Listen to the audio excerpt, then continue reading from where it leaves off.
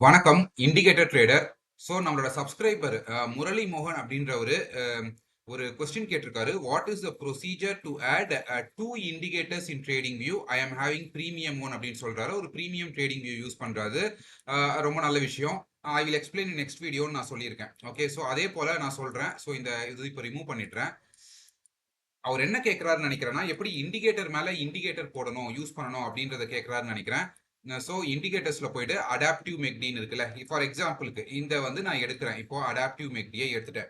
இப்போ அடாப்டிவ் மெக்டியை எடுத்ததுக்கு அப்புறமா இந்த இடத்துல ஒரு 3 டாட் இருக்கா, இந்த 3 டாட்டை வந்து கிளிக் பண்ணிக்கிறோம். இந்த 3 டாட்டை கிளிக் பண்ணனா இந்த இடத்துல நம்மளுக்கு இவ்வளவு வரும். இதுல இந்த ஆட் இண்டிகேட்டர் ஸ்ட்ராட்டஜி ஆன் லக்ஸல்கோ அப்படின்னு இருக்கு. அதாவது இந்த இண்டிகேட்டரை எடுத்துட்டு போயிட்டு வேற ஒரு இண்டிகேட்டர் மேல போட போறோம். அதாவது ஒரு புது இண்டிகேட்டர் கிட்டத்தட்ட நம்ம உருவாக்க போறோம் இந்த மெக்டியோட ரீடிங்ஸ் வச்சுட்டு, அதாவது செட்டிங்ஸ் வச்சுட்டு. ஸோ இப்போ இந்த ஆட் இண்டிகேட்டர் அப்படின்றத கிளிக் பண்ணீங்கன்னா உங்களுக்கு இது வந்துடும், அடாப்டிவ் மொமெண்டம் ஃபியூஷன் அப்படின்றது வந்துடும். ஸோ வந்துச்சுன்னா இப்போ பார்த்தீங்கன்னா இது வந்து ஒரு புது இண்டிகேட்டரா மாறிடுச்சு.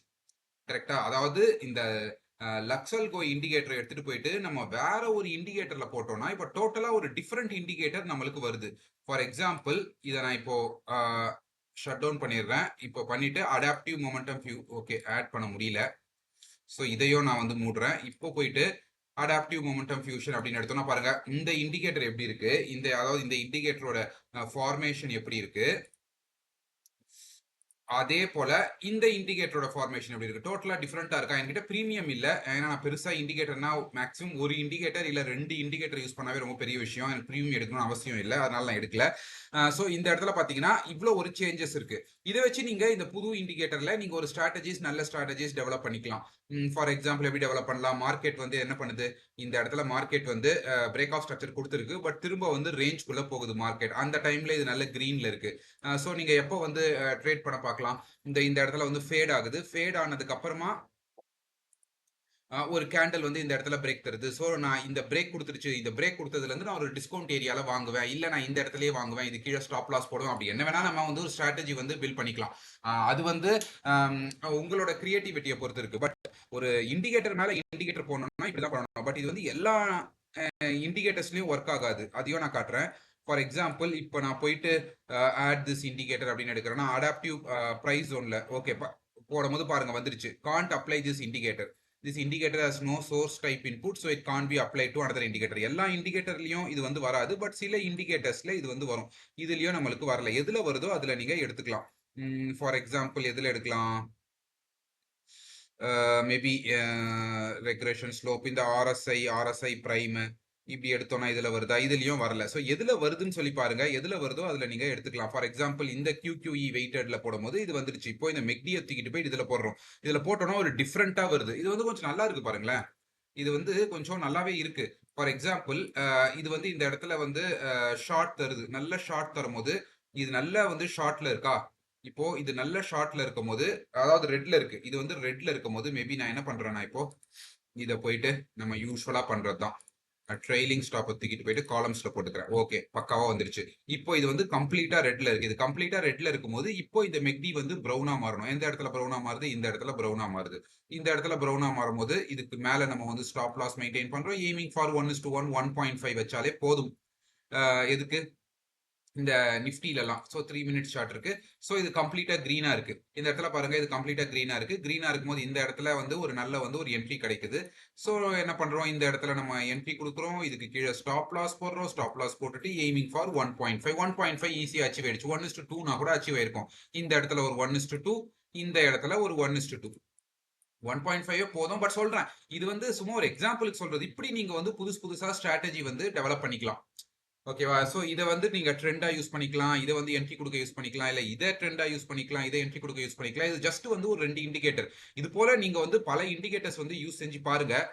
எது வந்து செட் ஆகுதோ அது மேல நீங்க வந்து ஒரு புது இண்டிகேட்டர் போட்டு நீங்க ஒரு ஸ்ட்ராட்டஜியை பில்ட் பண்ணிக்கோங்க. இப்போ இதுல வந்து எப்படி இதை ரிமூவ் பண்ணணும் அப்படின்னு சொல்றேன்.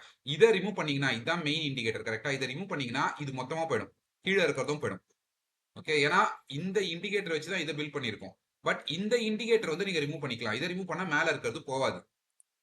பாருங்க இந்த வந்து போல. ஏன்னா இது வந்து ஒரு ஸ்டாண்ட் அலோன் இண்டிகேட்டரா இருக்கு. ஸ்டாண்ட் அலோன் செட்டிங்ஸா இருக்கு. ஸோ இப்படிதான் வந்து இண்டிகேட்டர் மேல இண்டிகேட்டரை நம்ம யூஸ் பண்ணணும். ஸோ அவருக்கு புரிஞ்சிருக்கும்னு நினைக்கிறேன் இப்போ. சரி ஓகே. இப்போ நம்ம என்ன பண்ணலாம்னா இதெல்லாம் ரிமூவ் பண்ணிடுறேன். அதெல்லாம் தேவையில்லை நமக்கு. ஓகே. ஓகே கிளியரா ரிமூவ் பண்ணியாச்சு. ஸோ 3 மினிட்ஸ் சார்ட்டே இருக்கட்டும். நிஃப்டியில வந்து 3 ஆர் 5 மினிட்ஸ் இருந்தா போதும். அடுத்து வந்து என்ன பண்றோம்னா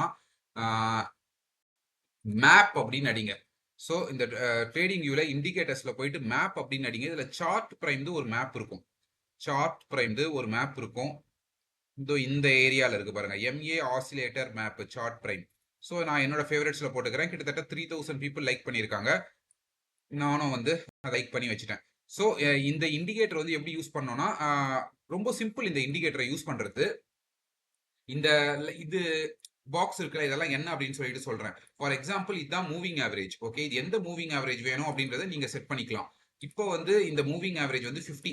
இது வந்து 50 மூவிங் ஆவரேஜ்ல இருக்கு. நான் இப்போதைக்கு எதுவும் மாத்தல, நான் அப்படியே விட்டுடுறேன். ஓகேவா? ஸோ இந்த இதுக்கு மேல இருந்தா மார்க்கெட் வந்து அப், இந்த மூவிங் ஆவரேஜ் கீழே இருந்தா மார்க்கெட் வந்து டவுன். அதே தான் வந்து இந்த இடத்துல காட்டுது. ஓகே அதே தான் வந்து இந்த இடத்துல வந்து அது காட்டுது. அதாவது யூஸ்வலா என்ன பண்ணுவோம், மூவிங் ஆவரேஜ் வந்து ஜஸ்ட் ஒரு மூவிங் ஆவரேஜா மட்டுமே தான் யூஸ் பண்ணுவோம். பட் இந்த இடத்துல என்ன பண்றோம்னா மூவிங் ஆவரேஜ் வந்து ஒரு ஆசிலேட்டரா யூஸ் பண்றோம். ஓகே இந்த மூவிங் ஆவரேஜ் ஒரு ஆசிலேட்டரா யூஸ் பண்றோம். அதே சமயத்துல இன்னொன்னு ஒன்னு யூஸ் பண்றோம். அதாவது over extension region. For example ஆர்எஸ்ஐல தெரியும்ல நமக்கு. ஆர்எஸ்ஐல வந்து இப்படி 20 கீழே போயிடுச்சு, இந்த மாதிரி வந்து ஒரு எக்ஸ்ட்ரீம் ரீஜன்ல வந்துருச்சு அப்படின்றது அதையும் வந்து மூவிங் ஆவரேஜ்லயே நம்ம பாக்குறோம். மூவிங் ஆவரேஜ்லயே வந்து இந்த இடத்துல வந்து அதாவது இந்த மூவிங் ஆவரேஜ் விட்டு ரொம்ப தள்ளி வந்துருச்சா அப்படின்னு சொல்லி பாக்குறோம். இந்த இடத்துல எல்லாம் பாருங்க மூவிங் ஆவரேஜ் கிட்டேயே இருக்கு. சோ பெருசா வந்து இந்த டார்க் ரெட்டோ இல்ல டார்க் கலரோ வரல. இந்த இடத்துல பாருங்க மூவிங் ஆவரேஜ் விட்டு ரொம்ப தள்ளி வருது. அதாவது எந்த இடத்துல வேணாலும் மார்க்கெட் ரிவர்ஸ் ஆகலாம் அப்படின்னு சொல்லி காட்டுது. ரிவர்சல் ட்ரேடர்ஸ், எனக்கு ஒரு ரிவர்சல் ஸ்ட்ராட்டஜி நல்லா வேணும் அப்படின்றவங்க இந்த இடத்துல வந்து நம்ம புதுசா வந்து ஒன்று பில்ட் பண்ணிக்கலாம்.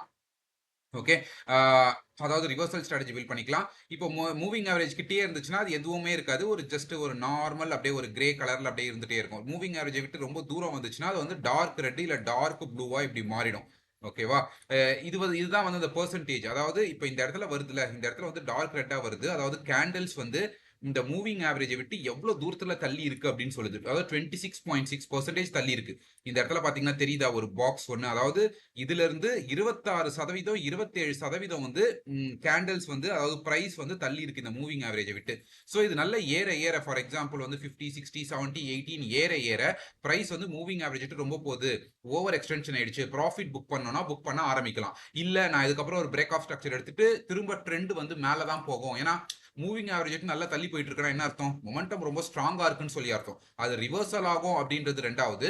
இன்னொரு ஒரு விஷயம் அது வந்து ரொம்ப நல்லா ஸ்ட்ராங்கா இருக்கு அப்படின்னு சொல்லி அர்த்தம். ஏதாவது பார்க்கலாம் இந்த இடத்துல பாருங்க, மூவிங் ஆவரேஜ் விட்டு பிரைஸ் ரொம்ப தள்ளி போயிட்டே இருக்குன்னா என்ன அர்த்தம், இந்த இடத்துல பிரேக் ஆஃப் ஸ்ட்ரக்சர் கொடுக்குது, ஒரு டிஸ்கவுண்ட் ஏரியால வருது, திரும்ப பிரைஸ் வந்து ஷூட் அப் ஆகுது. சோ இந்த மாதிரியான ஒரு ஸ்ட்ராட்டஜிஸும் பில்ட் பண்ணிக்கலாம், ரிவர்சலும் பில்ட் பண்ணிக்கலாம். நீங்க டுவர்ட்ஸ் ட்ரெண்ட் ஒரு பிரீமியம் டிஸ்கவுண்ட் ஏரியால வந்து ட்ரேட் எடுக்கணும்னா அதையும் வந்து பில்ட் பண்ணிக்கலாம் இந்த பெர்சன்டேஜ் வச்சு. சோ இதே மேல இருக்கிறது அப்படியே கீழே, பட் இந்த பெர்சன்டேஜ் பாக்ஸ் மட்டும் இது செப்பரேட். சோ நான் என்ன பண்றேன்னா ஆஸ் யூஷுவல் இதுல போயிட்டு ஸ்டைல்ல போயிட்டு நான் என்ன பண்றேன், ஆசிலேட்டர்னு இருக்குல்ல, ஆசிலேட்டர் இருக்கிறத காலம்ஸா போட்டுக்கிறேன். ஆசிலேட்டர் இருக்கிறத காலம்ஸா போட்டேன். பார் கலர் கேண்டில்ஸ் கலர் எடுக்கல. ஏன்னா நம்ம ஸ்ட்ராட்டஜிக்கு வந்து இந்த பார் கலரும் கேண்டில்ஸ் கலரும் தேவைப்படாது. நம்ம வந்து ஜஸ்ட் வந்து ஒரு மெக்டியை வச்சு எடுக்க போறோம். ஸோ நம்மளுக்கு வந்து அதுலயே நம்ம எடுத்துடலாம் அந்த கலர்ஸை. ஸோ இதுல இருந்து நம்மளுக்கு தேவைப்படாது. சரி ஓகே. இப்போ என்ன பண்ண போறோம்னா நம்ம இதுல வந்து ரிவர்சல்ஸ் தான் பார்க்க போறோம். குறிப்பா வந்து எப்படி ரிவர்சல் ட்ரேட்ஸ் எடுக்கிறதுன்றதான் பார்க்க போறோமே தவிர டுவோர்ட்ஸ் ட்ரெண்ட் பார்க்க போறது இல்ல. ஸோ இப்போ என்ன பண்றோம் அப்படின்னா அடாப்டிவ் மெக்டி. ஸோ இது மோஸ்ட்லி இந்த ஆர்எஸ்ஐ இச்சிமோக்குக்கு அப்புறமா நான் யூஸ் பண்ற ஒரு அதிகமான இண்டிகேட்டர் வந்து அடாப்டிவ் மெக்டி. ஸோ இந்த அடாப்டிவ் மெக்டியை நான் எடுத்துக்கிட்டேன். ஸோ இந்த அடாப்டிவ் மெக்டினா என்ன, எதுவுமே கிடையாது. அடாப்டிவ் மெக்டினா ரொம்ப ஃபாஸ்டா வந்து ரியாக்ஷன் ஆகும். பிரைஸ்ல வந்து ஒரு பிரைஸ் சின்னதாக ஒரு சேஞ்ச் கொடுத்தா இமீடியட்டா இது வந்து ரியாக்ட் தரும். அதாவது ரியாக்ஷன் வந்து இருந்துட்டே இருக்கும். மெக்டியில வந்து கொஞ்சம் ஸ்லோவா இருக்கும். இது வந்து இமீடியட்டா பிரைஸ் இந்த இடத்துல பாருங்க, இந்த இடத்துல ரிவர்சல் ஆக போது இமீடியட்டா வந்து இது வந்து ப்ளூல வந்துருச்சு, கிராஸ் ஓவர் கொடுத்துருச்சு மேல போகுது அப்படின்னு சொல்லிட்டு. பட் இது வந்து அப்படியே எல்லா கிராஸ் ஓவர் எடுத்தோம்னா கண்டிப்பா வந்து அடி வாங்குவோம். அதனால வந்து கொஞ்சம் கன்ஃபர்மேஷன்ஸோட எடுக்க போறோம். அந்த கன்ஃபர்மேஷன் தான் இந்த எம்ஏ சார்ட். சரி ஓகே. இப்போ வந்து நம்ம ரிவர்சல்ஸ் எப்படி எடுக்க போறோம் அப்படின்னு சொல்லி பாத்தீங்கன்னா நம்மளுக்கு வந்து இந்த இடத்துல ஒரு ப்ளூ டாட் வரணும், அதுதான் இந்த டாட்.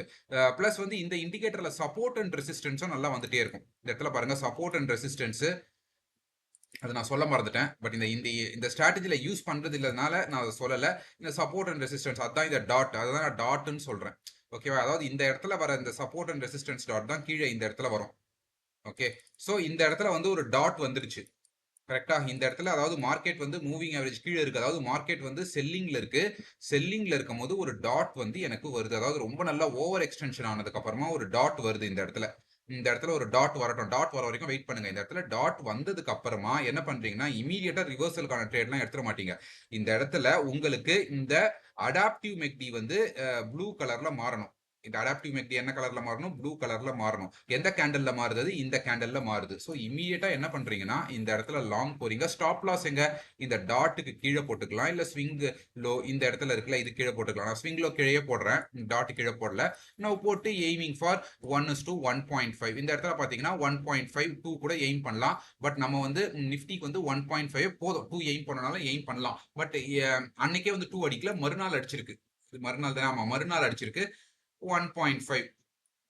எப்படி இருந்தாலும் அந்த ட்ரேட் முடியும் போது நீங்க வந்து லாபத்துல தான் இருந்திருப்பீங்க. ஆல்மோஸ்ட் 1.5ல தான் அது வந்து இருந்திருக்கு.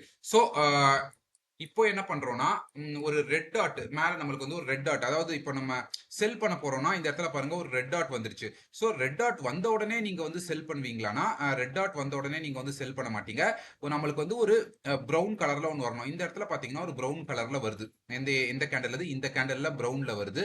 சோ இமிடியேட்டா என்ன பண்றீங்க? அடுத்த கேண்டலோட ஓப்பனிங்ல ஷார்ட் போறீங்க. ஸ்டாப் லாஸ் எங்க? Previous swing high. இந்த ஏரியால ஸ்டாப் லாஸ் வருது.